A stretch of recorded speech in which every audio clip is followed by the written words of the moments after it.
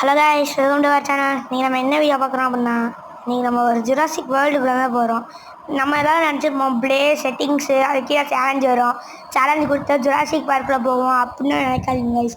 நம்ம நேரடியாகவே கேட்டை திறந்து கூட போகலாம். சில பேர்த்துக்கு தெரியும், சில பேருக்கு தெரியாது.